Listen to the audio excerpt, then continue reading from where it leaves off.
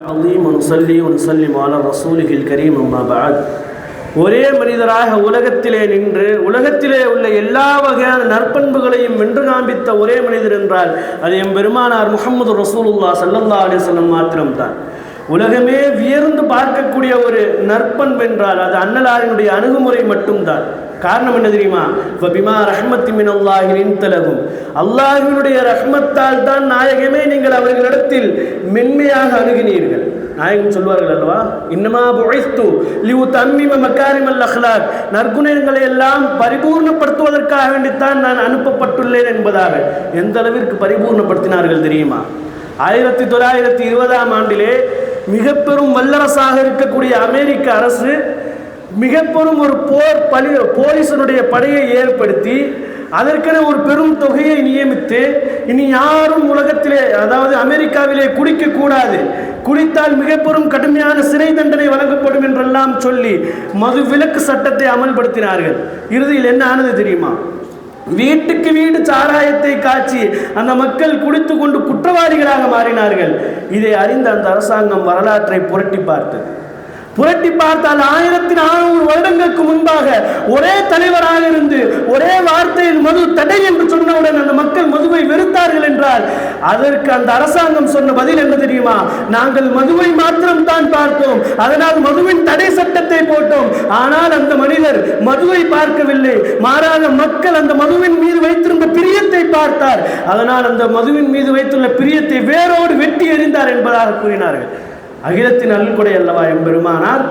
அவர்களை மறுக்க நினைத்த அந்த வல்லரசு நாடு முதலிலே கூறிய ஒரு பதில், we accepted our failures, எங்களுடைய தோல்வியை நாங்கள் ஒத்துக்கொள்கிறோம், நாங்கள் தோற்று போய்விட்டோம் என்பதாக கூறினார்கள். எம்பெருமானாருடைய அணுகுமுறை என்பது அவர்கள் இல்லாவிட்டாலும் கூட அந்த அணுகுமுறை இன்றளவிலும் கூட ஈர்ப்புடன் உயிருடன் வாழ்ந்து கொண்டே இருக்கிறது. The Times of the India என்ற பத்திரிகையிலே 23/10/2010 என்ற நாளில் வெளியான ஒரு செய்தி, நபி ஸல்லல்லாஹு அலைஹி வஸல்லம் அவர்களையும் இஸ்லாத்தை பற்றியும் கடுமையாக விமர்சித்த ஒரு பெண் லாரன் லூத் என்பவர். இவர்கள் பலஸ்தீனுக்காக வேண்டி வருகை தந்த போது அந்த மக்கள் நன்னடத்தையோடு அந்த பெண்ணை வரவேற்றார்கள். இதை பார்த்து ஆச்சரியப்பட்டு அதிபருக்கு அப்பாயின்மெண்ட் வாங்குவதற்காக ஃபோன் பண்ண போது அந்த அதிபர் சொன்னார், நான் ஃபாத்திமாவின் கணவர் பேசுகிறேன் சொல்லுங்கள் என்று. முதலிலே அந்த பெண் அதை கேள்வியைத்தான் கேட்டார், நீங்கள் ஏன் இவ்வாறு கூறினீர்கள் என்று.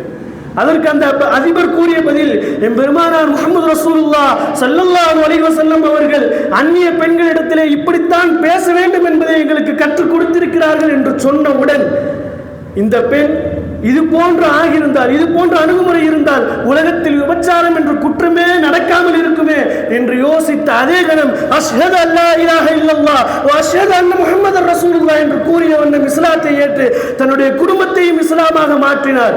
அஹ்சின் இலா மன் அஸா இலைக என்று எம்பெருமானார் சொல்வார்கள் அல்லவா, உனக்கு தீங்கிழைத்தவனுக்கும் நீ நன்மையை செய்.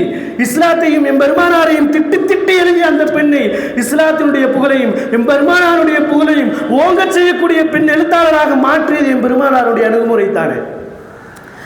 சொல்வார்கள் அல்லவா, ஒரு தனி மனிதனுடைய உயர்வுக்கு கூட மிக பெரும் வழிகாட்டுதல்லாம் தேவையில்லை, எம்பெருமானாருடைய அணுகுமுறை மாத்திரம் போதும். காரணம் என்ன தெரியுமா? லக்கது கான லக்கும் ஃபீ ரசூலில்லாஹி உஸ்வத்துல் ஹஸனா, நாயகத்தினுடைய வாழ்க்கையிலே மிக பெரும் ஒரு வழிமுறை இருக்கிறது, நன்னடத்தை இருக்கிறது என்று சொல்வார்கள். ஒரு வாலிபர் லண்டனிலே பஸ் ஸ்டாண்டிலே நின்று கொண்டிருக்கிறார். அந்த நேரத்தில் ஒரு முதியவர் வேகமாக வந்து கன்னத்தில் பலார்னு ஒரு அறை விட்டுட்டு கடுமையான திட்டிட்டு போயிட்டார்.